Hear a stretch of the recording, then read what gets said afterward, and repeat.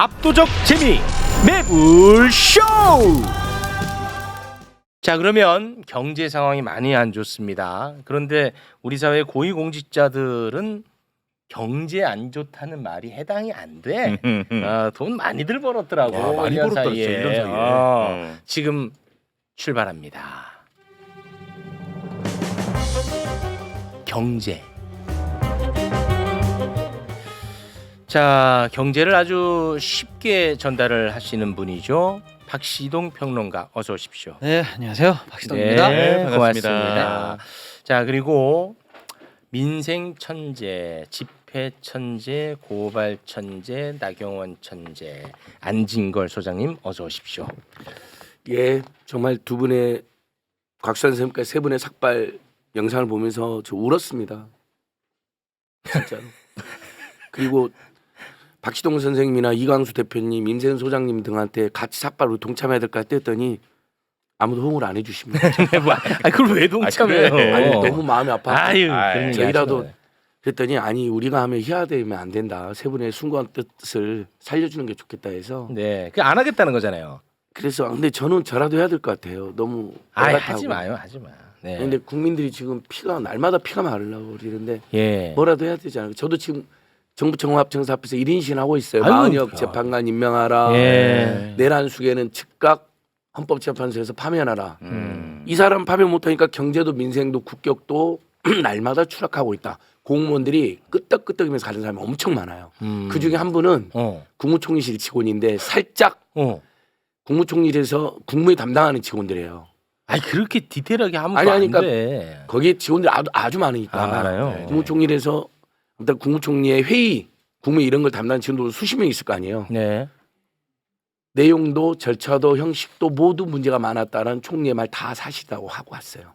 그런 분도 있어요. 네. 총리실 앞 제가 국무총리실 앞에서 하니까 네. 오늘 또 지금 국민들께서는 국민 총파업, 국민 총궐 집회하고 있어요. 네. 지금도 하고 있고 5시, 7시에 대규모로 모이고 네. 그래서 저도 오늘 응원문도 갖고 왔는데요. 5시에 이제 저희는 전국 시군구 노조연맹에서 우리 홍길동은행 1년에 이제 그 거액을 기부를 하는 기부식을 하거든요. 그리고 오동현 변호사님이 이제 검사하면 500만 기부자 클럽 있잖아요. 네네네. 그 행사하고 바로 저희도 집회로 가려고 합니다. 그래서 준비하고 있는데 정말 황당한 일을 또 제가 하나 확인했습니다. 이건 매불쇼 특종이나 다름없습니다. 1번 사진 먼저 보여주고 우리 박시동 선생님 설명이 오늘 또 진지한 게 많아가지고 이 사람이 누구냐? 누군가 같아서요. 체육 선생님, 최영진 선생님. 저분은 그 양평 예, 그 여기 양평에 김선교 맞죠? 자기가 윤석열의 친구라고 하는 김선교 하는 김선교. 골프 친 분 아니에요? 예, 김선교 예, 의원. 이게 얼마나 웃기냐면 국민의힘 김선교 의원. 아니, 자기가 윤석열의 찐구래, 찐 친구래. 그래서 뭐 장모님 거, 사모님 거 허가 다 해줘가지고 윤석열 나만 보면 미안해한다고. 미안해한다고. 그럼 이제 자백까지 한 사람이잖아요. 네, 맞아요. 근데 뭐 윤석열이가 탄핵되면 안 된다고 막 지금 국민의원들 돌아다니고 있잖아요. 막 단식도 하고. 네. 본인은 근데 회기 중에 평일 업무 시간 중에 골프 치다 딱 걸렸네. 아 맞아. 3월 17일인데 이날이. 네. 이건 우리 매불쇼 팬님들이 이건 진보 중도 보수 문제를 떠나가지고요. 와. 그리고 지금과 같은 정말 온 국민이 지금 피눈물을 흘리고 있는데 저희는 인정하지는 않지만 심지어 탄핵을 반대하는 분들도 막 단식하고 농성하고 막 그러잖아요. 그리고 본인이 윤석열 친구라 그러면서 3월 17일 날 그것도 누구랑 쳤냐? 지역에서 유차구역이 오랫동안 제기된 업자들하고. 그래? 예, 딱 걸렸어요. 심각하네. 예. 그래서 저희가 바로 이것을 폭로 기자회견하고 근데 더 놀라운 것은요. 작년에 지금 같은 국난 시기가 아닌 작년에 민주당의 어떤 의원이 골프를 치다가 문제가 됐거든요. 언론 보도 찾아보시면요. 언론 보도가 수백 건이 나왔어요. 네.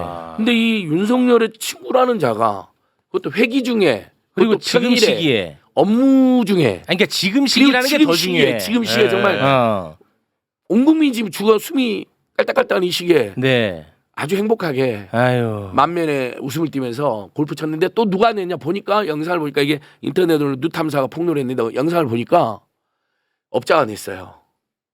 돈을. 이것은 뇌물이죠. 와, 그래? 고급 골프장이에요. 심각하네. 고급 골프장. 여러분 이건 매부쇼 여러분 우리가 진짜 윤석열 탄핵도 진보 중도 보세 문제가 아니잖아요. 대한민국을 네. 공격하는 외계 세력에 대해서 온 국민이 뭉쳐야 되는 문제인 것처럼 예. 저는 만약에 민주당 의원이나 진보정당 의원이 평일날 이 와중에 골프장 걸렸으면 아이, 당장 제명이라고 제가 가서 멱살 난리 잡고 났어요. 나올 거예요. 제가 난리칩니다. 그러니까요. 근데 언론 보도 자체가 안 나온다니까. 아. 어떻게 언론이 이렇게 이중성일 수가 있죠? 심각해요, 예. 진짜. 그 작년에 골프 치다 문제된 의원님 작년 그분 조남이 민영배 의원님인데 죄송하지만 그분은 작년에 지금 같은 시기도 아니었어요. 네. 근데 언론 보도 찾아보시면 보도가 수백 건이 나와요. 네. 그리고 본인도 굉장히 자중하고 이재명 대표 엄중 경고하고 민주당 윤리심판원에 바로 제소했어요. 예. 신속하게. 그렇게 해줘야 되는 거잖아요. 근데도 아직도 반성이 없어요. 아하. 심각합니다. 그래서 제가 사진 이까지만 보여주시고 예. 심각해. 사진이 예, 이렇게 그저께 양평군의 여현정 의원님 그다음에 국민의 해체 시민행동 서울의 소리 검사하고 검사모의 민생경용호소가 이것은 내 고급 골프장에서 골프 접대 향을 받은 거잖아요. 이건 뇌물이거든요. 김영란법 위반은 기본이고 뇌물. 그리고 보니까 이자가 또 김성교가 윤석열 내 비상계엄이 잘했다는 식으로 막 돌아다녀요. 내란 선전선동으로 고발하고 왔습니다. 아니 근데 갑자기 너무 화가 나네. 예. 아까 그 김선교 골프 예, 다시 1번 한번 다 띄워주세요. 1번 이거 완전 아니 박제해서 이 김선교라는 사람은 서울 양평 고속도로 관련해서 이름이 항상 등장했던 사람 아닙니까? 네. 예, 맞죠? 맞습니다. 예. 그 사람은 지금 저렇게 골프 치러 다니고 그때 양평 고속도로를 고발하는데 앞장섰던 강득구 의원은 단식하냐? 네. 이게 세상이 이게 맞는 세상이야? 그러니까요. 한 명은 골프 쳐. 어? 근데 그거를 잘못을 세상에 알린 사람은 단식해. 단식하고 와, 나 진짜 농성하고 너무 화나네 갑자기. 국회에서 광화문까지 매일처럼 걷고 계시고. 그러니까요. 그때 우리 예. 소장님이 그 자료 갖고 올 때 그 밑에 항상 강득구 이름 써 예, 있었잖아. 같이 했잖아요. 강득구 의원님, 한준호 의원님, 이소영 의원님이 진짜 열심히 했죠. 아. 저 김성교 의원은 윤석열, 김건희, 현수 일가가 100억대의 수익을 거둔 것으로 보이는 아파트 개발에서도요. 그 인허가를 막 연장해주고 무단으로 그러니까 나중에 18억을 내야 되거든요. 개발 부담금. 그걸 영원으로 만들어준 사람입니다. 인허가 연장을 사후적으로 한 예, 거야. 사후적으로 하고 그다음에 개발 부담금 18억을 우리 국민들 세금이잖아요. 그걸 영원으로 만들어준 사람입니다. 예. 그래서 본인 입으로도 야 윤석열이 나만 보면 고맙다고 해 미안하다고 해 장모님 거 내가 다 해줘가지고 네. 법률 자백을 했는데 아직도 수사도 받질 않아요. 정말 이 너무나 나못 열받습니다. 살겠어. 예. 나는 나라야. 그래서 오늘은 저는 경제 코너지만 저런 자가 저렇게 떵떵거리고 골프족 향응과 네. 접대를 받고 있다. 아니 우리가 회기 중에 업무 중에 우리 골프 치가 그럼 어떻게 됩니까 회사에서 우리 바로 잘리죠. 네. 바로 잘립니다. 예. 보도도 잘 안 나와. 네. 네, 보도도 안 나온다. 그래서 우리 매부리님들이 널리 아주시면 좋겠고요. 이 와중에 방금 문자 왔어요. 우리 근데 왜 매부리님이 계속 혼자만 아니 말씀하세요? 그러니까 여기까지 하고 넘어가려고요. 애가 셋인데 네. 한부모 가정이에요. 그러니까 4인 가정인데 예. 진짜 아직도 그런 가정이 있어요. 분유값도 떨어졌대요. 음. 그래서 방금 민생의 홍길동원에서 내 가족이면 얼마? 1인당 10만 원, 40만 원 보내고 왔어요. 아유. 예, 그러니까 숨통이 바로 튄다는 거예요. 그럼요. 그러니까 수돗물만 3일째 먹었다는 뭐 이게 우리 매부리님들 중에도 아유, 어떻게 어쨌든 빈민 서민분들이 있거나 갑자기 위기에 빠진 분들이 있어요. 그래서 네. 홍길동원의만큼은 우리 매불쇼에 민생 상담실처럼 계속 해가지고 바로바로 제가 저기 긴급 생존금 보내고 있다. 네. 그래서 5시에 시군구 노조 연맹에서 홍길동원에게 이제 매년 거액을 기부하기로 하고 네. 또 오동희 변호사 500만 원 기부하는 500만 기부클럽 가입식도 이거 끝나고 있거든요. 네. 이게 다 의미가 있습니다. 아유, 네. 정말 고맙습니다. 예. 네. 아이고. 자, 그러면 우리 박시동 평론가님에게 마이크를 넘기겠습니다. 오늘 사실은 이제 좀 큰 주제를 준비한 게 있었거든요. 그건 이제 좀 이따 할 건데 네. 좀 이제 짧은 소식이지만 사실 묵직한 얘기가 좀 최신 뉴스가 하나 있어가지고 네. 그거 잠깐 하고 갈 건데요. 네. 지금 우리가 경제 코너 하면서 최국 MC님이 시작할 때 늘 이렇잖아요.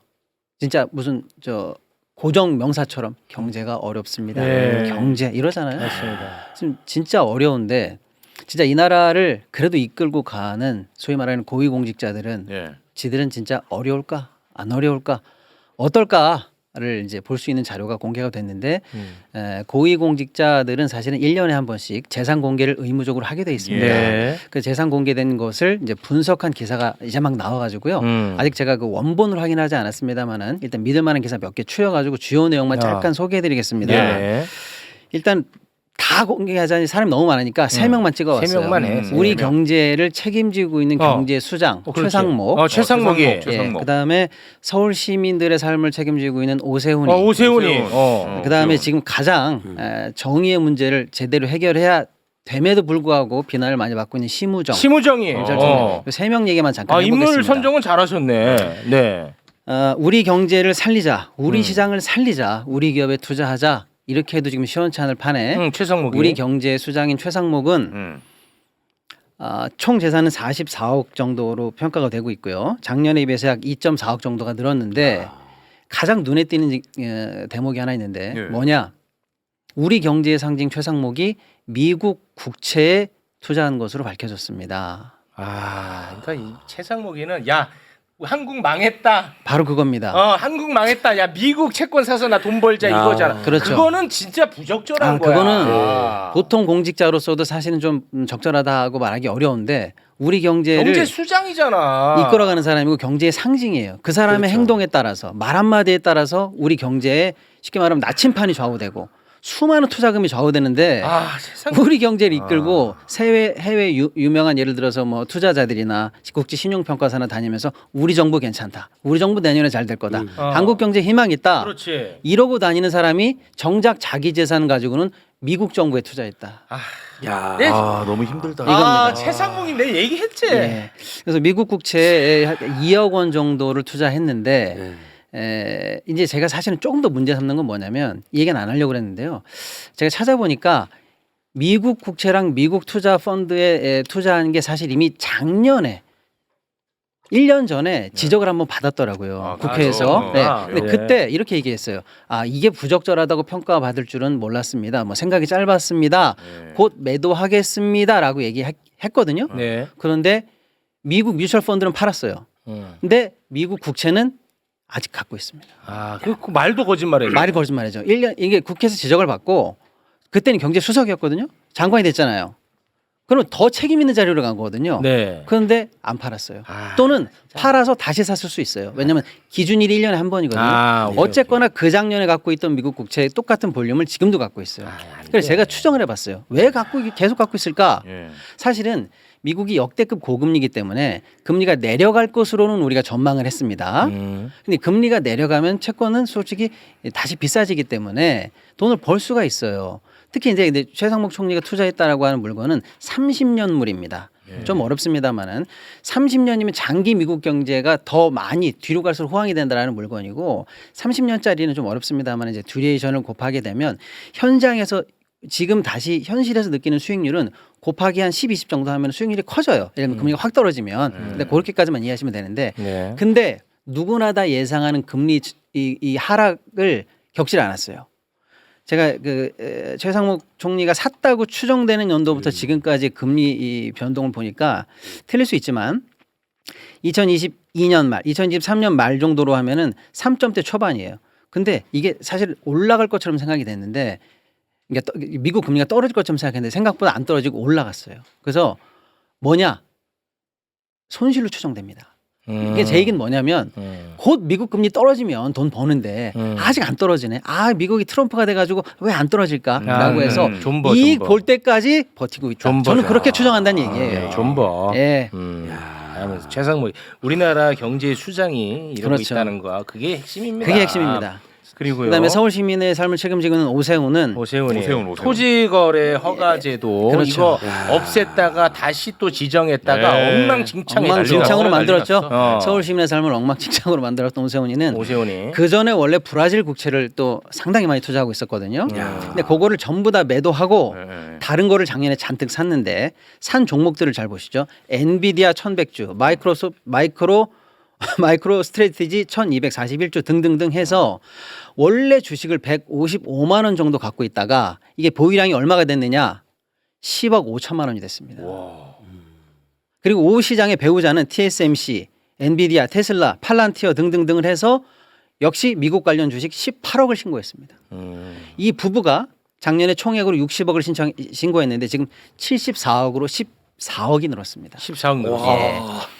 근데 저는 오세훈 시장의 이 매매 패턴을 보고 뭘 느꼈냐면요. 사실 이런 말씀드리기 정말 죄송합니다만은 우리 경제가 지금 윤석열 때문에 너무 안 좋잖아요. 저희가 1년 내내 안 좋다고 얘기했죠. 네. 그 국장도 희망이 없다 이런 얘기 많이 했습니다. 네. 그래서 사실은 자산가들이나 좀 영리한 투자자들은 야 우리 시장 포기해야 되는 거 아니야? 뭐 국장은 지능 순이라더니 뭐 이렇게 얘기하면서 소위 말하는 자산의 달러화의 교체, 우리 자산의 스탠다드를 달러화에 맞추는 게 차라리 나은 거 아니야라는 소위 말하는 달러 이민이 사실은 유행어처럼 자산가 그룹에서 좀 번지는 말이 있었거든요. 네. 근데 그것을 서울 시민의 삶을 책임지는 최고위 공직자인 오세훈이 실제로 보여줬다는 거예요. 저는. 보여줬어.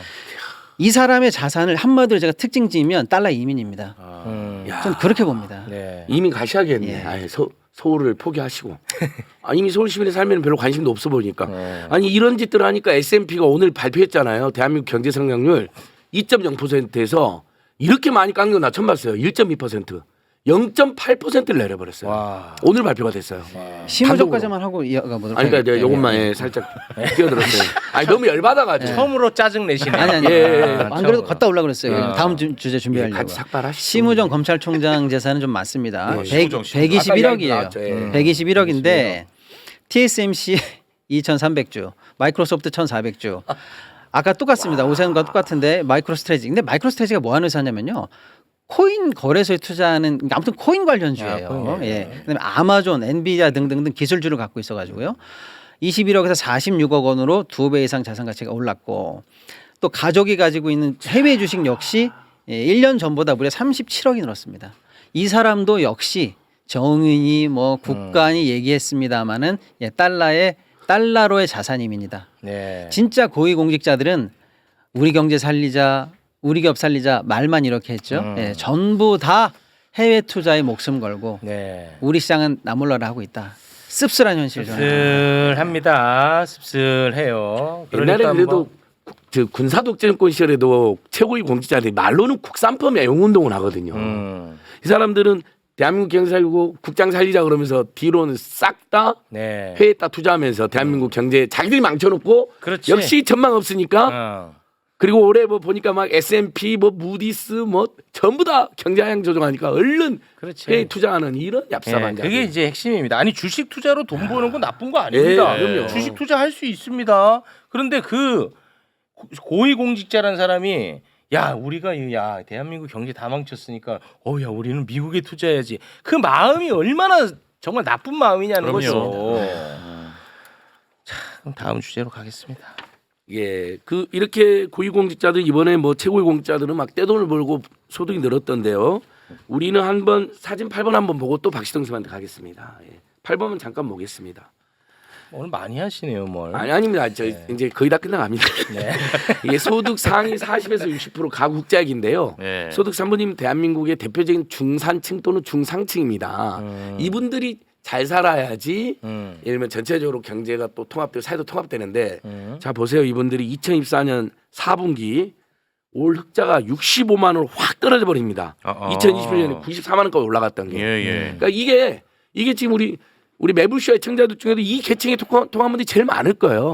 보통 우리 직장인들이나 맞벌이 하다 보면 상위 소득 한 30%, 40%, 50%이 절반쯤 되잖아요. 우리가 평균쯤 되잖아요. 그러면 뭐 연봉 한 4, 5천쯤 되실 거고 이런 분들의 흑자가 65만 원. 그러니까 여기 이제 쉬운 표현으로는 뭐 한 여윳돈 정도로 여윳돈 이해하면 그러니까 되겠구나. 94만 원까지 100만 원 가까이 가다가 문재인 정부에서 지금 최근에 완전 65만 원. 너무 이제 떨어졌다. 4분기니까 올해 이제 1분기는 아마 더 떨어졌을 겁니다. 예. 그러니까 중산층들도 이제는 붕괴되거나 쪼들리고 있다. 쓸 돈이 없다. 쓸 돈이 없다. 이러면 뭐 내수는 안 돌아가죠. 그렇죠. 하위 소득자들은 적자가 35만 원. 하위 소득. 우리 국민 20%는 적자 35만 원 통계가 얼마 전에 나왔죠. 네. 이렇게 보니까 표 6을 보시면 한국인의 행복 지수는 58위.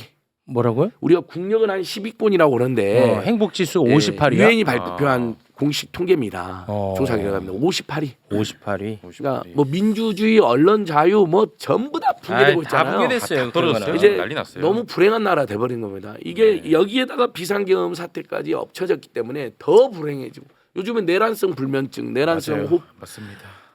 저는 내란성 호흡곤란도 느껴요. 어쩔 때 막 숨이 잘 안 쉬어져요. 열받아가지고 막. 네. 이런 상황입니다. 아이고.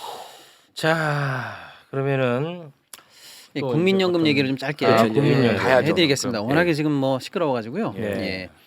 아시겠습니다만 이제 국회에서 국민연금법이 여야 합의로 일단은 통과가 됐습니다. 예. 18년 만의 개정이에요. 오래 걸렸습니다. 이번에 바뀐 내용만 짧게 소개해드리면요. 네. 자세하게 해주세요. 예. 일단 우리가 내는 돈, 이걸 내는 보험료라고 하는데요. 기존에는 9% 내던 거를 13%로 인상을 했습니다. 아, 더 내네요 그럼. 예, 조금 쉽게 말씀드리면 월급 100만 원이다. 네. 그럼 쉽게 말하면 109만 원 이제 9만 원 내던 거를 이제 113만 원 이렇게 낸다 이렇게 보시면 되겠어요. 예. 13%. 근데 내가 내는 돈이 있으면 받는 돈이 궁금해야 정상이죠. 네. 예. 그걸 이제 어려운 용어로 소득 대체율이라고 하는데요. 소득 대체. 그냥 받는 돈이다 생각하시면 돈, 쉽습니다. 받는 돈. 네. 기존에는 40이에요. 40. 40%를 받습니다. 근데 이제 그러니까 내 뭐- 소득 대비. 예, 소득 대비. 음. 이 소득을 계산하는 방법 복잡하니까 넘어갈게요. 아무튼 네. 소득 대비 40%를 연금을 준대라고 되어 있는데 43%로 올렸습니다. 받는 건 또 많이 받네. 예, 그래서 요 두 가지를 묶어서 이렇게 표현하면 됩니다. 더 내고 더 내고 더 받는다. 더 받는데 더 받는다 앞에 조금. 조금 더 받는다. 예, 조금 더 받는다. 요게 이제 핵심적인 내용이 되겠습니다. 예. 요거를 이제 실제 사례로 적용을 해보면요. 이제 내는 기간을 한 45년 정도. 우리가 좀 많이 내니까요. 그다음에 노인이 돼서 받으니까 받는 기간은 한 25년. 요 정도가 이제 평균이거든요. 최대치. 요렇게 놓고 봤을 때 이번에 이제 9% 내던 걸 13%로 인상하면 평생에 걸쳐서 나는 5,400만 원 정도를 더 내게 됩니다. 5,400만 원 더 내. 예, 평균치로 봤을 때. 그리고 받는 돈은 2,100만 원 정도가 더 받게 돼요. 그러니까 내는 야. 기존보다. 그럼 그러니까 5천 정도를 더 내고 2천 정도를 더 받게 되는. 요게 이제 핵심이 되겠고요. 예. 요거 말고 이제 약간의 이제 다른 내용도 조금 개혁된 게 법에 통과된 게 있는데 그동안 야, 국민연금 고갈되면 못 받는 거 아니야?라고 사실은 많이들 불안해들 하셨어요. 그래서 네. 국가가 하고 있는 연금이 어떻게 못 받습니까? 이렇게 아무리 얘기해도 불안해들 하셔서 네. 이번에 아예 연금법에 음. 명문화를 했습니다. 아. 국가가 보장 지급을 확실하게 보장한다는 명문 규정을 이번에 삽입을 했습니다. 예. 그게 하나 있고요.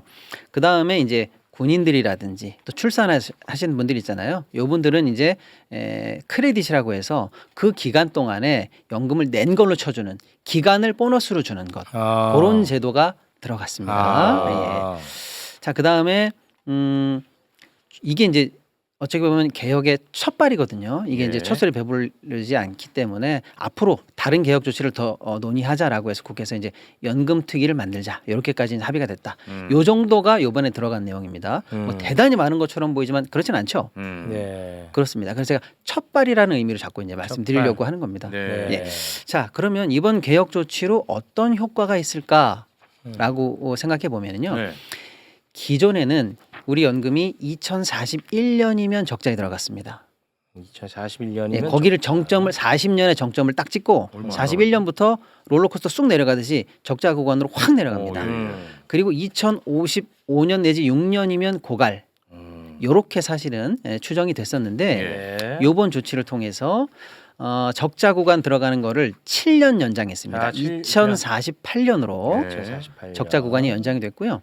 고갈 연도는 2071년으로 15년 연장됐습니다. 근데 이제 요거는 이제 수익률을 5.5로 계산한 겁니다. 아무튼요. 그래서 고갈을 15년 미뤘다. 요게 이제 최대 효과가 되겠습니다. 예. 근데 이제 연금 개혁은 사실은 두 가지로 우리가 나눠서 보거든요. 하나는 모수 개혁, 하나는 구조 개혁. 이 두 가지로 봅니다. 모수 개혁은 방금 우리가 얘기한 거예요. 우리가 모아놓은 이 연금을 얼마나 더 낼 것이냐, 덜 낼 것이냐라는 이 수학 더하기 빼기를 해서 고갈 연도를 이렇게 미루자 저렇게 미루자 하는 게 이게 모수 개혁입니다. 그건 모수개혁. 예. 그 다음이 이제 구조 개혁인데요. 구조개혁. 소위 말하는 여기에 국가 재정을 넣을 거야 말 거야, 다른 연금과 어떻게 조화시킬 거야, 라고 하는 등 연금의 운영 장식과 운영 방식과 구조 자체를 개혁하는 걸 구조 개혁이라고 하는데 네. 딱 들어도 구조 개혁이 더 어려워 보이죠. 복잡하죠. 그렇습니다. 그러겠네요. 그래서 이번에는 일단 모수 개혁만 첫 발을 뗐다 이렇게 보시면 되고요. 모수 개혁만. 개혁만. 이제 나가야 될 길은 뭐냐? 이제 구조 개혁이죠. 구조개혁 갑니다. 그러면 구조 개혁 단계로 넘어가면 앞으로 어떤 개혁 과제들이 있나 몇 가지만 소개해 드릴게요. 이제 이런 얘기를 논의하게 된다는 거예요, 앞으로. 그건 짧게 해주세요. 네. 앞으로 할 거니까. 네. 예를 들어서 자동 안정화 장치라는 게 있습니다. 근데 제가 이 얘기를 꼭 들으셔야 되는 게 몇 개 있습니다. 네. 말이 뭐냐면 자동 안정화 장치. 쉽게 말해서 그냥 우리가 여야 합의 이런 거 하지 말고 이번에 연금 내는 사람이 많아졌어, 적어졌어, 뭐 수익률이 올라갔어, 내려갔어 이런 거를 수학 공식으로 넣어서 오토매틱으로 받는 돈을 깎자. 이게 자동 안정화 장치입니다. 공식으로 넣어서 끝내자. 장점은 뭐가 될까요? 그야말로 연금에 대한 특별한 사회적 갈등 없이 신속하게 연금을 깎을 수 있다는 게 장점이겠죠.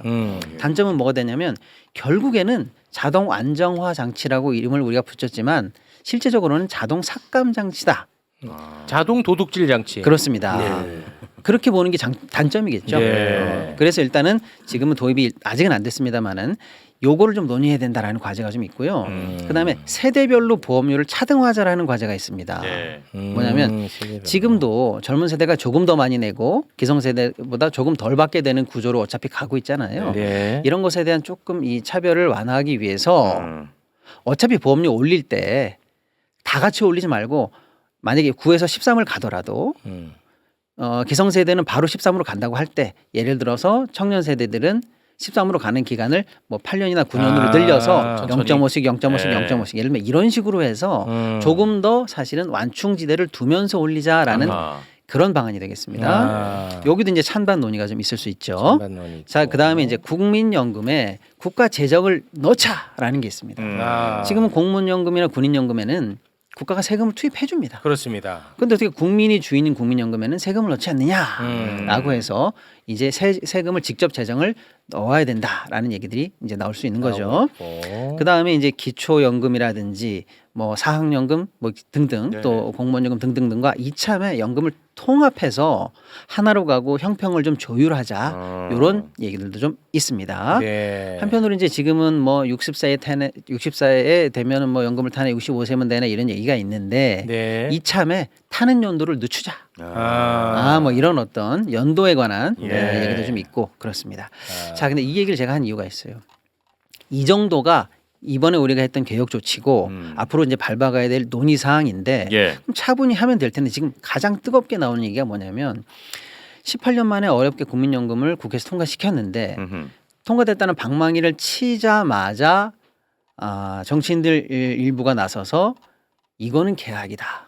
청년 세대들에게 착취를 해서 미래의 청년 세대를 착취해서 기성 세대들에게 꽂아주는 폰지 사기 아니냐라고 해서 세대별로 현재 불만도를 약간 갈라치기해 가면서 이 문제를 키우고 있는 그런 목소리가 계속 커지고 있어요. 맞습니다.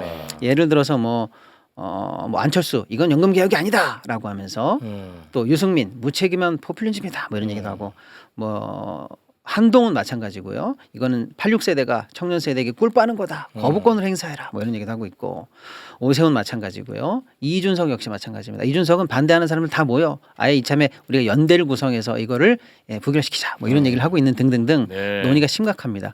근데 이 비판이 맞느냐 틀리느냐 어디까지 이 비판을 허용할 것이냐가 앞으로 연금 개혁의 향배를 결정할 것 같아요. 그렇겠죠. 예, 제가 근데 일단 몇 말씀을 드리자면 이런 비판 중에서 일부 새겨들 부분이 있습니다. 사실상 청년 세대가 기성 세대보다 조금 더 부담하고 약간 더 희생하는 부분이 있는 건 맞아요. 그건 맞습니다. 그런데 그 부분에 대해서 사실 연금의 본질적인 기능이랄까 제도의 본질을 간과하고 있는 비판이다라는 얘기가 나오고 있어요. 연금은 원래가 공적 부조입니다. 내가 내 돈 내고 먹는 게 아니에요. 우리 사회가 서로 돕고 연대하는 그런 제도거든요. 어느 계층이든 어느 쪽이든 좀 더 많이 내고 좀 더 희생하는 쪽이 나오게 마련입니다. 그 공적 부조의 기능이 원래 있는 건데 어떤 세대나 어떤 계층을 딱 집어서 여기가 손해를 보고 있으니 손해보는 자들은 일어나서 이 제도를 거부하자. 이런 식으로 나오면요. 제도 자체를 붕괴시키자는 얘기거든요. 한편으로 연금은 세대별로 원래 이어달리게 하는 제도거든요. 당연히 기성세대에서 다음 세대로 이어가는 제도입니다.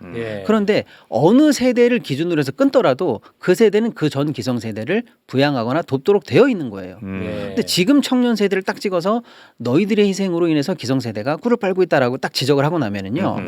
연금 제도가 이어지질 않죠. 그 비판이 그보다 쉬운 비판이 없습니다. 맞습니다. 너무 쉽지 그렇게 너무 쉽죠. 비판하는 거. 그러니까 누가 몰라? 그렇게 비판 딱 하면 너무 쉽지. 그렇습니다. 그러면은 무슨 이번에 지금 국회는 바보라서 그렇게 하냐 그건 또 아니거든. 그렇죠. 그래서 이렇게 나는 그게 그 비판이 포퓰리즘이라고 보는 입장이거든요. 맞습니다. 예. 예를 들면 그러면 우리가 공적 부적으로 운영하고 있는 제도가 한두 개입니까? 예를 들면 건강보험은요. 예. 우리 젊은 사람들 병원 건강하니까 1년에 병원 한 번도 안 가요. 네. 근데 쉽게 말하면 노인분들 잔병 많으신 분들은 뭐 몇백만 원씩 자신 병원 다닙니다. 네. 그럼 젊은 세대들 이렇게 그런 얘기 합니까? 당신들의 희생으로 노인들이 왜 병원비를 공짜로 내고 다녀? 이런 얘기 안 하지 않습니까?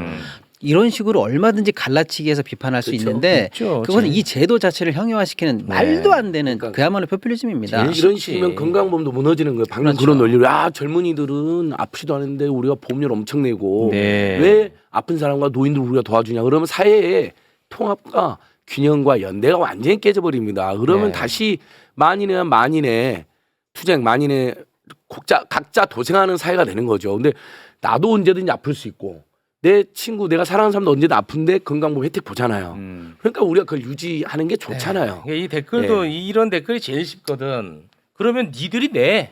이 제일 쉽거든 댓글. 아니 네. 당연히 내고 있죠 저희들도. 댓글이 제일 쉬워. 아니 맞아요, 네가 맞아요. 다 내라. 예, 막 이- 아니 이- 애청자 여러분 네. 노동자들은 5대5로 회사가 내주지만 저희 같은 혹시 저희가 다 내요. 프리랜서들이나 맞아요, 맞아요. 자영업자들은 100% 제가 맞아. 내니까 부담 더 됩니다. 근데 그래도 우리는 이번 개혁에 원칙적으로 찬성하는 이유는 사실 노동자 시민단체 노인복지단체 인권단체들은요 지금 난리 났어요. 소득 대출이 43%가 몇 말이냐. 우리나라 OECD에서 노인병곤이 1위 국가입니다. 더 높여라. 예. 이런 비판도 있어. 어르신들 중에 절반 정도가 빈민촌에 살고 있어요. 비참하게. 예. 그래서 소득 대출을 50%로 높여라고 주장했는데 43%가 안 되니까 맹비난하는데 그분들은 그래도 이제 어르신 세대에 대한 또 국민연금이 가지고 있는 유일한 복지수단으로서의 성격을 강조하는 일리라도 있잖아요. 근데 이 청년 세대들이 마치 엄청난 박탈 당하는 것처럼 이렇게 몰아가는 것은 청년들의 부담을 어떻게 덜을 것인지가 추가 논의가 필요하다고 치고 네. 또 청년들의 소득을 더 높이고 일자리를 높이는 그런 정책도 우리가 반드시 해야 되지만 지금 이준석 씨가 나서고 하는 것은 야 우리 안 그래도 힘든데 왜 할아버지 할머니에 대해서 우리가 봉금 더 내야 돼 막 이런 식으로 선동하는 게 안 돼요. 예. 근데 이번에 마침 청년들이 요구했던 나중에 못 받을까 걱정하는 거잖아요. 네. 국가가 지급 보장 의무화합니다. 네, 그거 아까 예금 넣으면 얘기했고요. 5천만 원 의무적으로 우리가 보호받는 것처럼. 예. 그래서 안전장치 도입이 됐어요. 그러면 이제 오히려 더 내고 더 받는 건데 청년들 부담은 어떻게 하면 조금 더 줄고 청년 소득을 늘릴 것이냐 이런 논의를 하는 게 저는 더 생산적 이 자체를 거부하면 끝없이 우리 사회 갈등으로 예. 빠집니다. 네. 알겠습니다. 그래서 이제 특히 이제 한 말씀만 더 드리면 예를 들어서 지금 모수 개혁을 통해서 우리가 시간을 벌었거든요. 시간을 벌었고. 고갈 미뤘습니다.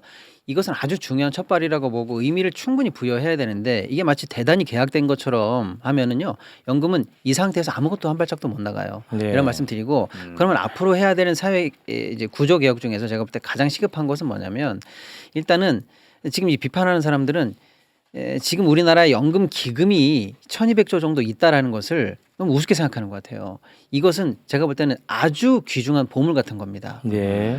서구에는요 기금 없어요. 다 부가식이에요. 그에 걷어서 그에 줍니다. 근데 우리는 현재 기금이 있어요. 근데 이걸 고갈을 이제 미루는 어떤 조치를 이번에 한 거지만 앞으로 구조 개혁을 통해서 지금 이제 물론 청년 세대의 희생에 대해서 어느 정도 우리가 보완하거나 맞습니다. 더 해줄 수 있는 조치를 의미 있는 조치를 하는 건 당연히 맞습니다. 맞습니다. 근데 연금을 형해화시키고 이러진 말자는 얘기죠. 예. 그러면 어떤 제도가 바람직하냐면 제가 볼 때는 그런 겁니다. 재정을 넣어야 될 때는 맞아요.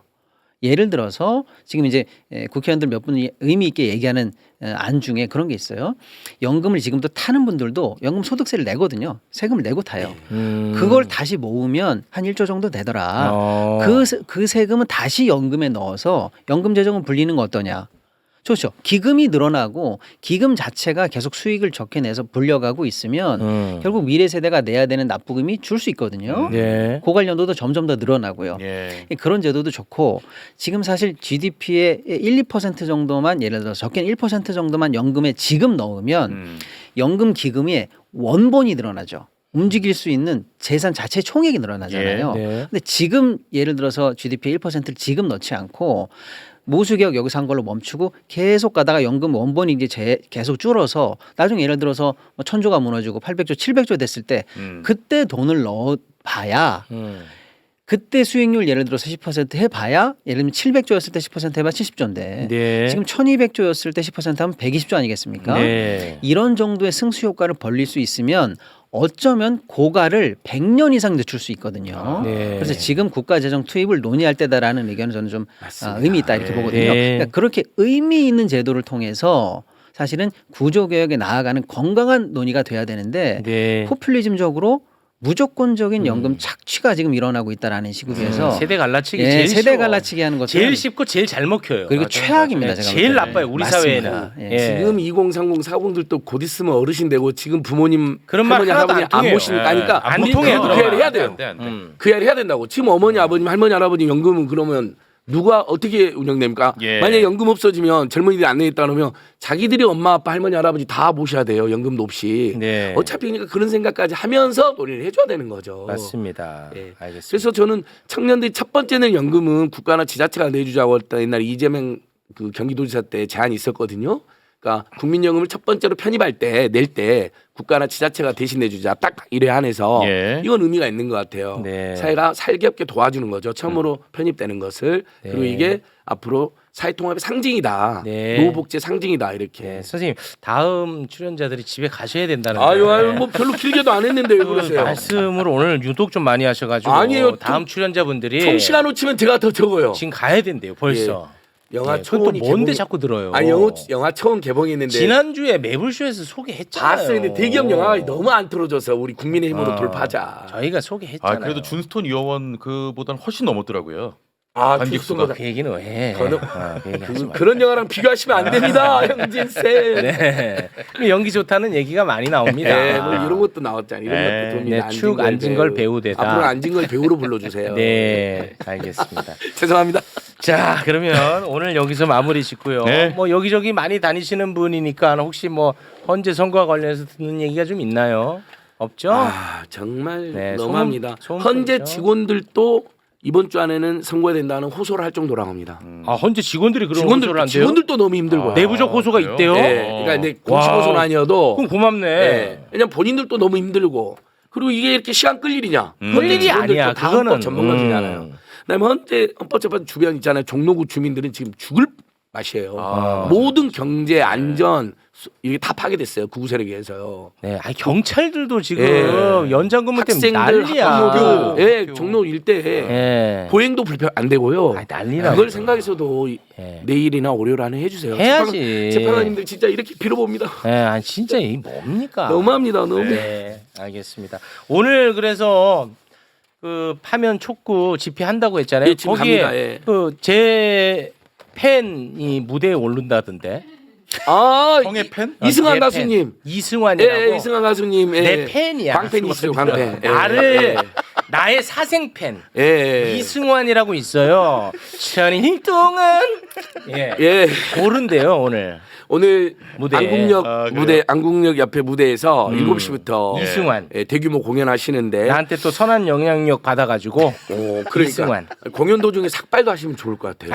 에이 이어받아서. 에이. 그 아무나 그 뭐 이렇게 자른다고 볼만하지 않습니다. 이승환 또 예. 흥연아 또 이상해질 쌤은 수 있어요. 삭발했는데 더 귀여워졌다라는 평가가 그런 평가가 많다고. 지금 아주 지배적입니다. 예, 지배적이에요. 파리쿡 누님들이 이 머리를 자르고 나서 못생겼을까봐 걱정했는데 귀엽다는 의견이 지금 아주 지배적입니다. 예, 울다가 웃었다는 평가도 많고요. 많이 사실 오고 저한테도 있습니다. 문자로 욱쌤 네. 삭발 막아달라는 빨리 분이 3부로 굉장히 많았어요. 넘어가야겠네요. 네. 어. 아무튼 오늘 제 사생팬 이승환이 또 무대에 오른다고 예. 하니까 네. 안국역 1번 출구 7시부터입니다. 집회가 네. 있고 공연도 있습니다. 고맙습니다. 자 그러면 두 분과는 여기서 인사 나누고요. 저희 3부에서 네. 이 언론에 대한 부분 너무 좋아요, 오늘 또 너무 후드려 팹니다. 네, 언론 좋습니다. 후드려 팹니다. 예. 사실 저한테는 김성교 골프 친 거 보도 안 하는 거 좀 함께 두드려 패주세요. 후드려 패야 됩니다. 진짜 나쁩니다 언론. 저로서는 사실 언론 두드려 패는 게 부담스럽습니다. 왜냐 나도 그 언론에 또 섭외돼서 가야 되잖아. 예. 쉽지 않은 걸 하는 거예요 나는. 이런 거 참 진짜 저평가돼 있어. 맞죠? 예 맞습니다. 팟빵의 모기업 MBK도 과감하게 까시는 팟빵의 분인데. 무기요. 아, 맞아, 맞아. MBK에 대해서도 비판하는. 그럼요. 이게 쉽지가 않아. 네. 진짜 나 이거 너무 저평가돼 있다니까 내가. 지금 그래서 신뢰받는 그거- 언론이 몇이죠? 지금 10이야. 아, 이건 너무 나는 낮아요. 너무 저평가돼 있다는 거야. 네, 3위권 안으로 들어가야 됩니다. 아, 그만하시죠 좀 네. 진짜 네. 왜 이래? 그래서 아, 그만 좀 해 이제. 홈플러스 노조하고 직원분들이 그때 그 그 매불쇼 봤어요. MBK 편 보고 많이 고맙다고. 아유, 고맙습니다. 임직원들이 제일 힘들다고 네, 그 저희가- 입장 좀 꼭 알려달라고 하시더라고요. 예, 미리미리- 사모펀드에 대해서 진직 경고를 했다는 거예요. 본인들이. 네, 알겠습니다. 함께해 주신 두 분 네. 대단히 고맙습니다. 감사합니다. 감사합니다.